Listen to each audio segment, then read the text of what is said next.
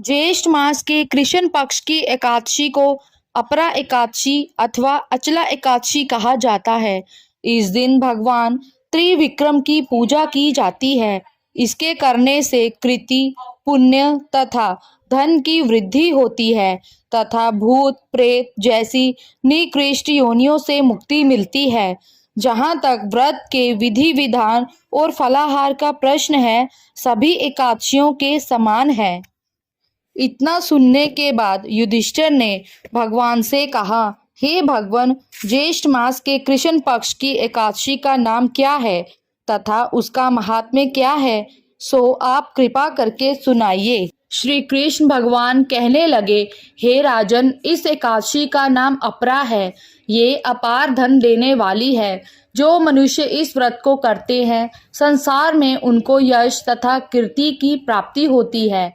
अपरा एकादशी व्रत के प्रभाव से ब्रह्मा हत्या, भूत योनि तथा पर निंदा आदि तक के सब पाप दूर हो जाते हैं।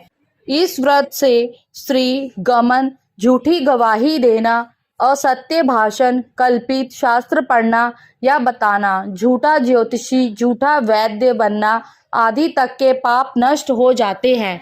जो क्षत्रिय होकर युद्ध से भाग जाते हैं, वे नरकगामी होते हैं, परंतु अपरा एकादशी का व्रत करने से उन्हें भी स्वर्ग की प्राप्ति होती है।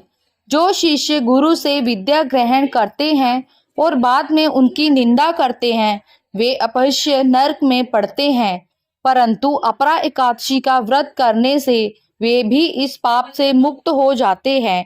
जो फल तीनों पुष्कर में कार्तिक पूर्णिमा को स्नान करने से या गंगा तट पर पितरों को पिंडदान करने से प्राप्त होता है, वही अपरा एकादशी का व्रत करने से प्राप्त होता है।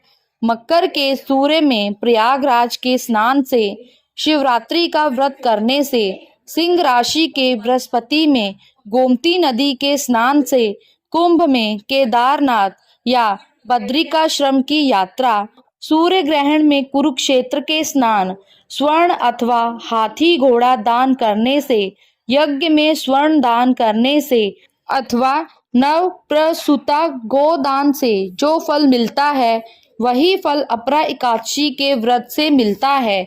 ये व्रत पाप रूपी वृक्ष को काटने के लिए कुल्हाड़ी है, पाप रूपी ईंधन को जलाने के लिए अग्नि, पाप रूपी अंधेरे के लिए सूर्य के समान है। अपरा एकादशी का व्रत तथा भगवान का पूजन करने से मनुष्य सब पापों से छूटकर विष्णु लोक को जाता है।